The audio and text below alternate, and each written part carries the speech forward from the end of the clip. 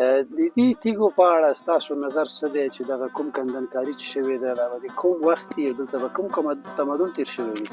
مونږ چې څومره اټکل کوو دا د حجر د زمانې واقعه ده. ډېر په ترتیب سره لکه یو سیمنټ چې کوي په لیول باندې په هماغه شکل باندې دا بسته تیږه ده. دا اوس ګوره څومره په هغه مسلکي توګه دا توغل شوې ده ګورې، او دلته ورته سورې ویستې، بیا دغه ځای نه مستقیما هلته بله داسې مکمان یې جوړ کړی دی او حوض ده.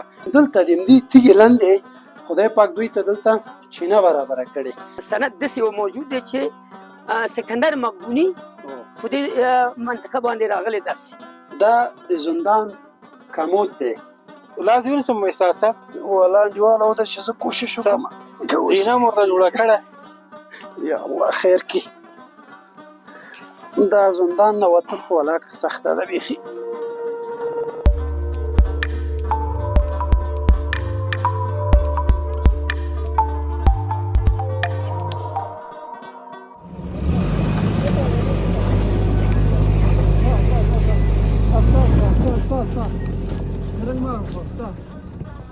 د ماهیپر میډیا خوږو لیدونکو سلامونه او درنښت. خدای دې وکړي چې روغ او جوړ به یاست. نن مو د لغمان ولایت یوې تاریخي او د حیرانتیا وړ سیمې ته بیایم. هلته به تاریخي او د وخت په مختللې انجینري چې تیږو کې کارول شوې او همدارنګه یو ډیر پخوانی خو تاریخ کې نا تثبیت متمدن ښار در وپېژنم. دوستانو تر پایه را سره پاتې شئ. سفر مو په زړه پورې او له عجیبو نندارو ډک دی.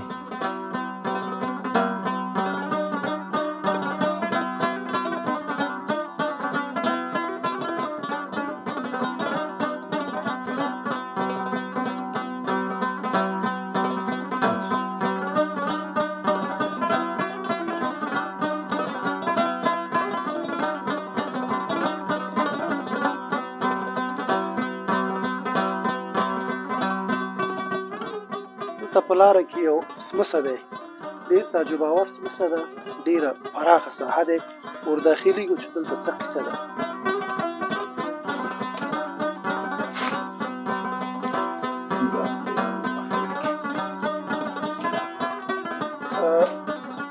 دا لیدونکو یوه سمڅه ده، په حقیقت کې دا یوه تیږه ده، ډېره غټه تیږه ده. تاسو وینئ چې تقریبا د خیمې ته ورته شکل لري. روسانو به چې کله عملیات کول دغه ساحه کې، نو د سیمې مجاهدین دا خلک دوی به راتلل ایدې لاندې به ول. دلته په همدې سمڅه کې د انسان د ضرورت وړ اړتیا خوراک او څښاک اوبه دي. خوراک به حتمي دوی ځان سره همدلته د همدې تیږې لاندې خدای پاک دوی ته دلته چینه برابره کړې. دلته چینه ده ورځمه او ډېر لاندې ساحه ده. دا چینه تاسو ګورئ، دا اوبه دي، دې نه خلک استفاده کوي. د همدې تیږې لاندې ورته خدای پاک د اوبو هغه زمینه سازي هم کړې ده. دا واقعا د خدای پاک هغه قدرتونه دي چې شکر ادا کول یې پکار دي. نو په لاره کې دا ځای راته مخې ته راغی. زموږ سفر ادامه لري، ورځو خپل سفر ته ادامه ورکوو. نو تاسو را سره پاتې شئ. هر کدی صفتی کرے زخی سرا گرانان کلمان کند گلا. هر کدی صفتی کرے زاری سرا گرانان هر کدی معلوم داران ہے بگر ہے لگیان کلمان کند گلا.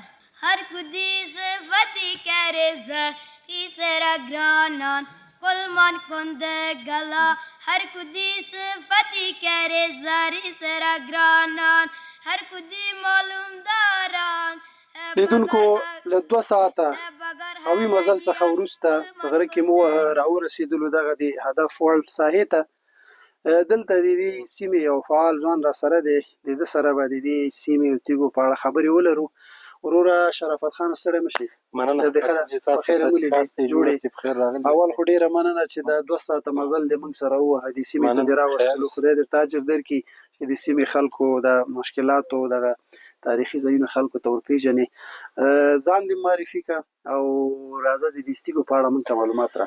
لومړی ستاسې لیدونکو ته سلامونه. زه شاه سید شرافت یم د ګلارام سیمې یو تن اوسېدونکی.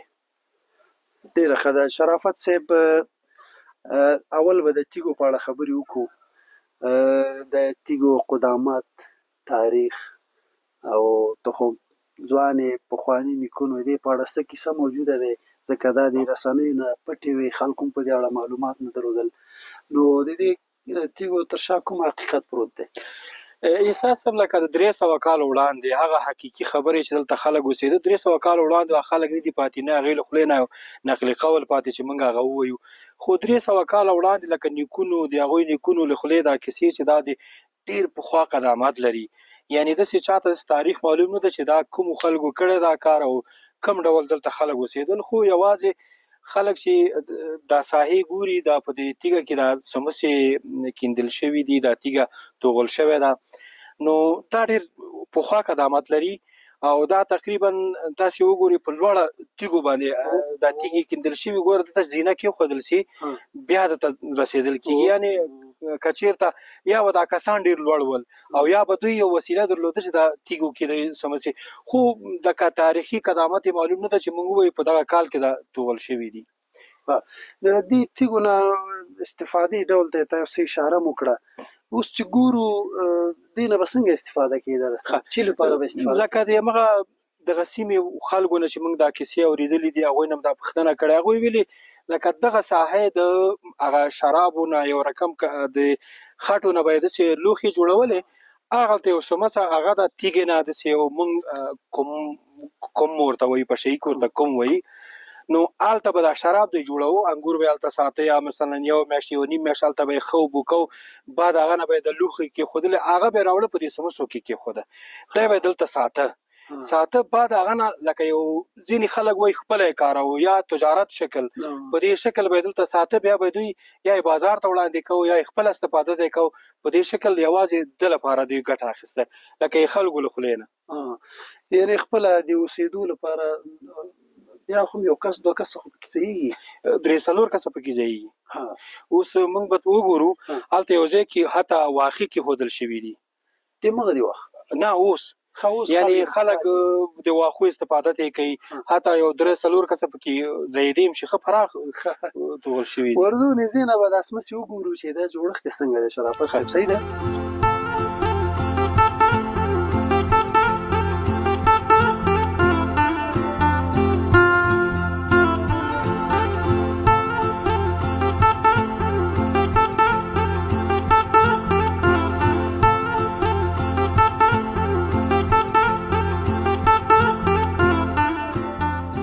شرافت صاحب زه به داخل شم، ته چې ته کې ځایېږم که نه؟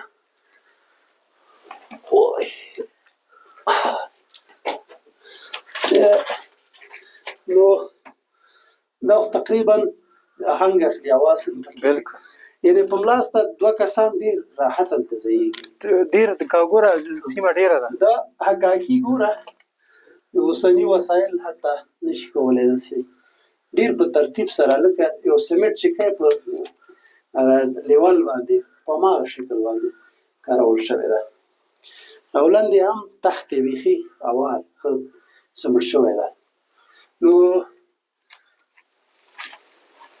شرافت صاحب دا چې کوم ګورو دغه حقاقي، دا زه په تیږو ولاړ یم، تقریبا ما نه ډېر اوچته ده، نو زه نشم کولی چې دلته پورته شم.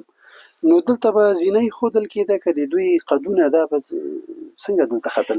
احساس صاحب که دې خبرې ته ګورو چې هغه وخت کې د زینو سیستمات هم نه و، که تمدن داسې تر شا تمدن و چې هغه وخت کې به زینې نه وي، نو دا داسې نظر نه او د فکر نه دا معلومېږي دا ډېر خلک قوي خلک وو، لوړ خلک وو، ځکه په هغه زمانه کې دا تیږې په دې سیستم توغل شوي چې ته به وایې چې بیخي ماشین باندې توغل شوي دي، او هغه وخت کې دا اسانتیاوې نه وي، خو دنه معلومېږي دا خلک ډېر قوي خلک ول، دلته رسېدل او دا قدونه هم ډېر لوړ ول. او بله د سیمه کې چې دوی اوسېدلي، دغه سیمه ته وګورې، دا داسې معلومېږي چې په دغه سیمه کې د خلکو پاچاهي کړی، یعنې هغه ناستې ځای وګورې، چوکیګانې جوړې کړي، تیږو کې هغه وبه یې ګورې تاسې زینې جوړې کړي دي، زندان یې د یو ډول زندان هم شته چې په دې څمڅو نه دوی زندان جوړ کړی چې تیغې توغلې ده، د هغې ګوره توغل، بیا د هغې ښه نه خاوره ویستل، دا یو دا ډېر قوي خلک ول، خو نه پوهېږم دا څه رقم خلک وو، خو په دغه سیمه کې چې یو دلته دوی پوره پاچاهي تېره کړې ده.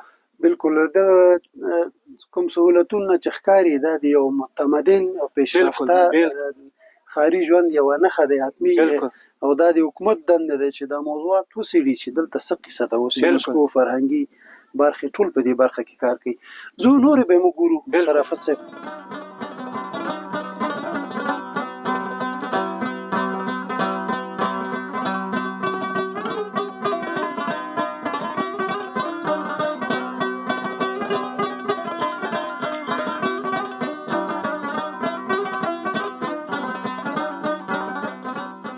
شرافت صاحب دا هاوس چې موږ ولاړ یو دا کوم ځای و؟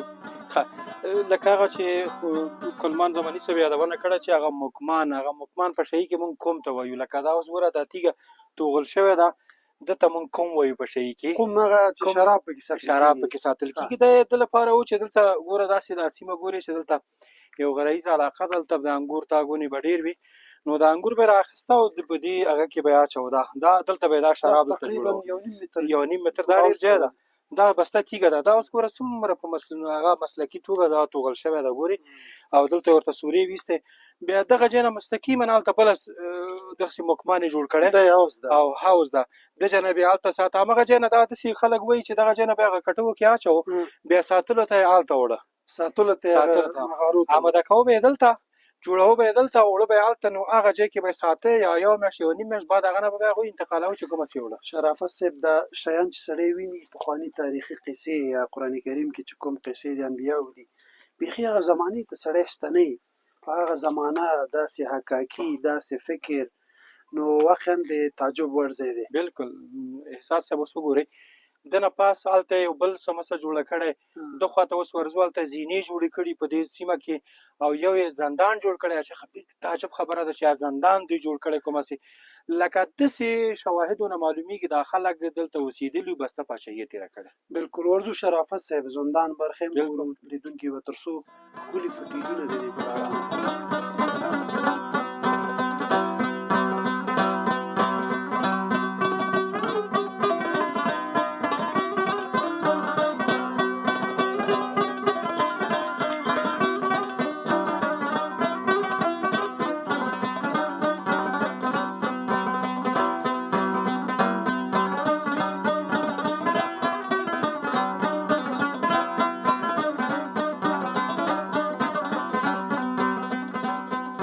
شرافت صاحب دا ساحه کومه ساحه ده؟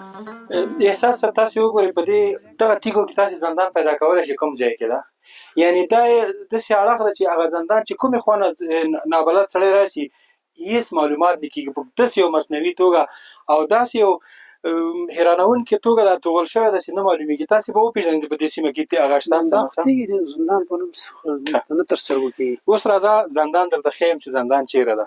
جګ شو بل داسې دا تیږه داسې راوخېږه. یا الله خیر کې اوس وګوره تیږو باندې دی. راځه دغه زندان د احساس صاحب ته تاسې وګورئ که د هر اړخ نه راسي دا ځای نه معلومېږي. ګورئ دلته زندان ده، د اوس هغه سر هغه چې دا کوم لکه دروازه ورته وایو هغه اوس نشته، د خلکو مات کړی ده، خو مګر تاسې خپله وګورئ. زه به ورکوز شم دې زندان ته، خو بېله که بندي شوم بیا مې نن کله بندي کېږي ته یې وګوره. خیر کې لیدونکو زندان ته راغلم. یا الله خیر، دا د دې خلکو هغه زندان دی چې دلته به بندیان ساتل کېدل. دا زندان 3-4 کسو گنجایش لري چې په دې کې وساتل شي. جالب یې دا دی مخکې شرافت صاحب وویل چې دا د زندان کمود دی، که بندیانو معذرت کوي دا کمود سوری شوی ده، دا بیرون ته وتلی ده، یعنې د هغه وخت عصري زندان دی چې هم د بولو یا د تشناب بدرفت جلا دی دین استفاده کوله، دلته به بندیان ساتل. نو دا هغه بندیخانه وه د دغه تمدن چې په اړه یې چاته معلومات نشته، ولې کارونو ته چې ګوري دا ساده کارونه دي، حتمي دلته یو تمدن تیر شوی چې په اړه یې باید معلومات پیدا شي. لاس دې ونیسم احساس صاحب؟ والله انډیواله وده چې زه کوشش وکړم. زینه مو ورته جوړه کړه. یا الله خیر کړي. دا زندان نه وتل خو ولاکه سخته ده بیخي. احساس هم که فکر دی که دې سیمه باندې راسې د هېڅ زندان نسي معلومولی تر څو چې تا ته څوک ونه ښیي چې دغه ده.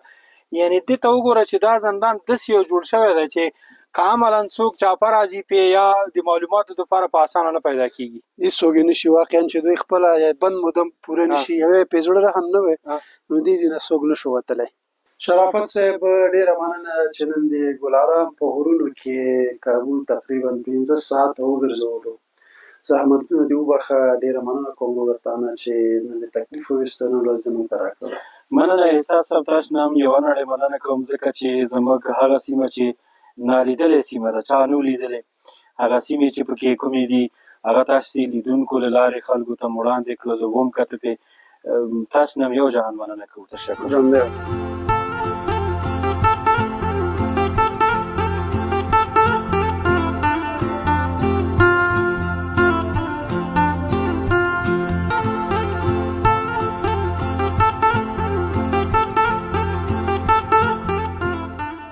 لیدونکو بیا هم سلامونه. د ګلارام منطقه کې یو د لغمان ولایت مرکز اړوند. دلته یو بل مشر هم را سره دی. دلته مې زحمت ورکړ د سره به هم د دې کلي په اړه او دلته د شته تاریخي اثارو په اړه خبرې ولرم. حاجي صاحب ستړی مه شئ. جوړ سي خیر ښه جوړ صحت ښه دی کراري دي. خیر راغلی یاستئ. ژوندی اوسئ حاجي صاحب. ایستې چې خیر راغلی او هر کله راشي. مننه. دا دې په خپله ژبه کې وویلې. حاجي صاحب مبارک. نوم دې څه شی دی؟ نوم زما محمد ابراهیم صافي تخلص کوم. د دې ګلارام د کلي اوسېدونکی یم. مننه حاجي صاحب. ستاسو سیمې ته په دې وروستیو کې دلته ځینې تاریخي څمڅې دي په تیږو کې سوري دي چې د رسنیو ورته پام شو او د تاسو دا منطقې هغه شهرت یې لا پسې ډېر کړ. د دې تیږو په اړه ستاسو نظر څه دی چې دغه کوم کندنکاري چې شوې ده دا به د کوم وخت وي او دلته به کوم تمدن تېر شوی وي؟ مهرباني ډېر ښه سوال دی وکړو. په دې مورد کې ډېرو خلکو دغه خواته یې موخه وشوه چې دا یو تاریخي سند نه لري. وجه یې دا وه چې په دې ګلارام کې ګوره دا زه اولنی کس وم چې په رسمي اداره کې یو رسمي مامور وم. د ما نه مخکې داسې یو رسمي مامور په دې منطقه کې څوک نه و. البته لیکوال به هم څوک نه و. د علومو دیني د ما پلار خپله عالم و. خو لیکنې او د علماو تر اوسه پورې هم دا لیکل د دوی یو داسې عالي درجه باندې نه دي. لیکل دوی نه کوي، البته لوستل کوي. نو لیکوال څوک نو چې د دې په مورد کې څه لیکنې کړې وي. نو پخوا زمانو نه د دې اوس تاریخي سند نه دی موجود. کیدای شي د تاریخ د دورې نه قبل تاریخ دورې نه دا څمڅې جوړې شوي وي. د قبل تاریخ دوره داسې وه چې په هغه ځای کې په هغه وخت کې قبل تاریخ ځکه ورته وایي چې د خط ایجاد نو په هغه وخت کې خط نو ایجاد شوی. نو کیدای شي د دې لپاره تاریخي. خو موږ چې څومره اټکل کوو دا د حجر د زمانې واقعه ده.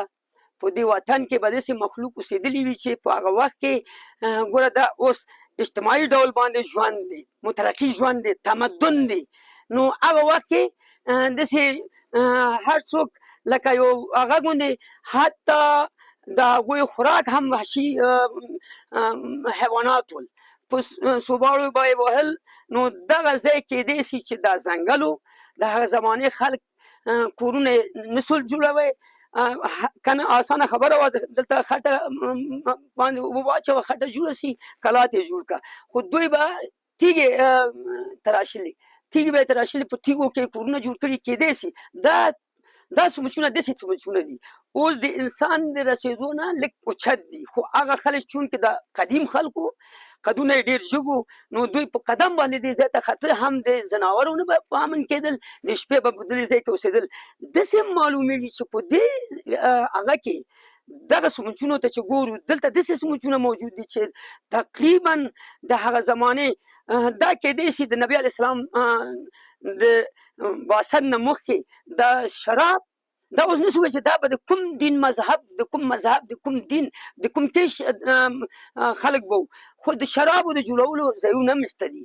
هلته داسې ځایونه شته چې ته په هغه سوري باندې په هغه سموچه باندې داسې برګولې لکه چې داسې سړی په دیګ باندې دغسې تیږې جوړې شوي چې هغې باندې کیدای شي دغه په دې تیږه کې زندان مو څوک به یې دلته بندي کول نو د پیردار دپاره څوکیګانې موجودې دي نو په دې تیږو کې نو دا د دې نه داسې معلومیږي چې کیدای شي په دې هغه کې د همغه زمانې د همغه وخت داسې یو حکومت ګونې یو دوره به تېره شوې وي او دغه خلک زه دا نشم ویلی چې دا د حجر د زمانې خلک به ول چې په دغه لغمان علاقه باندې یو تاریخي یو سند داسې یو موجود دی چې سکندر مقدوني په دې منطقه باندې راغلی داسې او په دې منطقه داسې تېر شوی دی کونړ ته او په دغه ځایونو باندې نو کیدای شي دا مخلوق د هغې د دین او د هغې د مذهب نه به او دا همدغسې خلکو پسې ګرځېده هغوی سره به یې جنګ کوي نو دغه خلک به همدغه خلکو د هغو خلکو پسې به راغلي خو دا نشم ویلی چې دا به څوک وي او تاریخي سند په دې کې نه دی موجود دا د قبل تاریخ دی او سکندر مقدوني قبل میلاد 1500 کاله مخکې په یونان کې اوسېده نو دا اوس دې ته موږ نشو ویلی چې د دې تاریخي قدامت به یې څومره وي ځکه اسناد تاریخي موجود نه دي دې ته یو سړک جوړېدل پکار و چې یو سړک جوړ شوی د دولت فام ورته اړول شوی وی دولت ورته توجه کړې وی یو څېړنه یې کړې وی نو خلک به راتلل دلته حتی دا به لکه بامیان نو هغه چې خلک دا سیلبینان به راتلل نو د نورو ځایونو نه حتی د ښاري نه خلک راغلي وو دغلته اوس خطو دپاره مشکل دی چې هلته سړی خیږي خیر اوس یعنې تاسو هم دا غوښتنه د مونږ غوښتنه دا ده چې د حکومت نه د مؤسسات یونسکو نه چې په دغه تاریخي آثارو دپاره چې دا یو تاریخي اثر دی ګوري دا یو تاریخي اثر دی د دې دپاره د دې د لیدنو دپاره د دې د تحقق دپاره د دې د څېړنې دپاره یو سړک جوړ وی چې په اسانه خلک هغه ځای ته تلل او راتلل کوی شو دغه د حاجي صاحب ډېره مننه واقعا مناسبې غوښتنې دي حاجي صاحب دوه غوښتنې وکړې یوه دا چې حکومت یا یونسکو نړیوال فرهنګي مرکزونه په دې برخه کې څېړنه وکړي چې دلته کوم تمدن تېر شوی چې خلکو ته یوه منبع په لاس ورشي دوم دا چې دې ته کوم سړک دی حاجي صاحب موږ د نیمایي لارې پورې راوستی نور چون سپین ږیری ده بره موږ سره نشي تللی حاجي صاحب همدلته پرېږدو نور موږ وړاندې ځو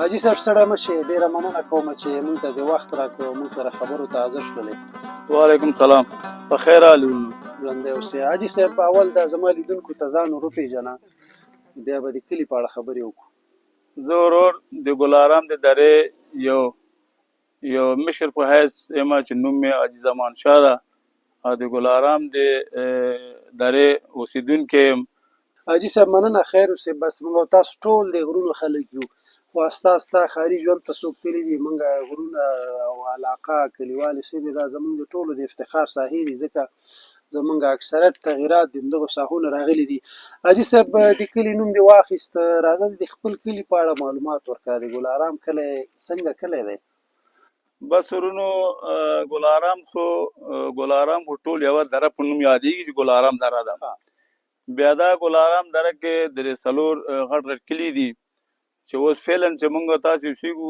د ځای دپاره د ځای نوم چاچوپي ده چاچوپي او بس دغلته نور داسې مطلب هغه نشته چې نور څه عواید پکې خو نوم یې ښه ده الحمدلله ګلارام په نامه ده یعنې ټول څو کلي دي غټ پکې دا غټ کلي پکې څلور پنځه کلي دي پکې یعنې دا ټول پنځه کلي چې جمع کړو څومره نفوس تشکیلوي دا یاره غالبا خدای مې دې غاړه نه بندوي نو تقریبا ډېر نفوس دي نو څلور پنځه شپږ زره اووه زره شاوخوا دې برابر انشاءالله نور هم ډېر کي تاسو د خدماتو د صحت برخې روغتیایي کلینیکونه معارف مکتبونه دا شیان شته دلته که نه او الحمدلله کلینیک هم ده او مونږ 12 صنف پرې مکتب لرو لیسه لرو ښه صحیح داسې ماشاءالله ښه دا د مکتب مدیر هم دی د خپل ګلارام ساحې ده او معلمین هم همدې ګلارام ساحې دي او بعضې بل ساحې هم دي خو زیات بس همدې ګلارام ساحې دي. ډېره ښه ده. حاجي صاحب تاسو افغانستان ټول کلي اطراف قومي جوړښتونه لري، کله چې دغه قومي ستونزې یا شخړې دلته پیښیږي حتمي ژوند دی دا خبرې راځي، دا تاسو څنګه حلوئ؟ دغه ورونو یو څه مشکل چې پیدا شي خامخا قوم کې مشکل پیدا کېږي، یو خبره بل خبره باندې مشکل چې پیدا شي بیا بېرته سپین ږیري موږ ټولېږي، سپین ږیري الحمدلله شته، داسې ښه مخور سپین ږیري دي، مولایان هم پکې شته، ښه صحیح مفتیان هم پکې شته، بس موږ ټولېږو کینو یو ملا یا کوم مفتي سپین ږیرو منځ کې کیني هغه کار کوو چې هم خدای رسول پکې خوشحال او قوم پکې خوشحال وي. یعنې تاسو د قومي جرګو همغه محلي کوم مشران چې لري د هغې د لارې نه مشکل حلوئ. حاجي صاحب دا د رسم و رواج د دې منطقې په اړه ستاسو مثلا د ودونو کلتور دودونه څنګه دي، د غم او ښادي دا مراسم څنګه ترسره کوئ؟ مونږ وره دا د وادونو پروګرام خو داسې ده چې دا وادونه خو چې د انسان ژوند کوي هلته هر چې دا رواجونه شته، خو مونږ د وطن مهر په حساب مونږ 1 لک روپۍ وطن کې مهر لرو او دغه مهر بیا چې مونږ کله کوژده نه وروسته بیا واده پروګرام چې هغه مهر ورته ورکړو بیا داسې مطلب داسې لکه بل قومونو کې داسې غټ هغه دا رواج مونږ نه لرو، خاص مونږ دغه 1 لک روپۍ ورته ورکوو او نور بس که چا وس او بس یو څه اندازه ډوډۍ هم کوي او که چا وس نو هغه نو صبر خشته کن. حاجي صاحب د تاسو ګلارام سیمې ته چې په دې وروستیو کې ما په اول خبرو کې مو ویلې ډېر شهرت یې ورکړ، هغه د ستاسو په دې غرنۍ سیمو کې د یو راننوت تیږو چې په منځ کې سوري لري یا داسې حوضونو شکل لري نو دې ډېر شهرت ورکړ. تا د دې تیږو په اړه پخوا کوم معلومات درلودل نه دي درلودل؟ ورور تقریبا من خو زه خو غالبا خدای مې د غاړه نه باندې شپېتو شاوخوا به یم 80 کالو یاره تر اوسه دغه لارې په ته یو څه اندازه سموچونه دغه هر سړی ییني لاره کې ییني هر سړی او دغه بس دمدغه تاسې خبریالان راغله او ځای پیدا کړو مونږ هم ولا تاسې دا تر اوسه مونږ نول دي دا خبریالانو پیدا کړ. مننه ملک صاحب، ژوندی اوسې، وبخښه چې ستا وخت هم ونیوه. خیر اوسې ورور، خدای هم خیر درکړي چې تاسې دونه زحمت ښکلی او د مونږ ګلارام درجات ته راغلي یاستې، اگر که انشاءالله د ګلارام خلکو د خپل هغه به تاسې خپله مو ګورئ چې لکه څنګه ګلارام یې نوم ده انشاءالله همداسې خلک به یې همداسې وي، خو مقصد دره دې دولي دره نه ده. نو نه ښایسته ده انشاءالله. د لغمان د افغانستان هر بوټی هر تیږه ده لیدونکو ته، خصوصا هغه ملګري چې خارج کې ژوند کوي دوی د دغه خپل وطن د ډېرو برخو د لیدو ارمانجن دي او زموږ موخه هم همدا دی چې هغه لیدونکي چې په بهر کې دي یا په داخل کې دي د خپل وطن له ګوټ ګوټ څخه خبر شي او د خپل وطن ښکلاوې هغه که په تیږو کې دي او که په ونو کې دي هغه وګوري.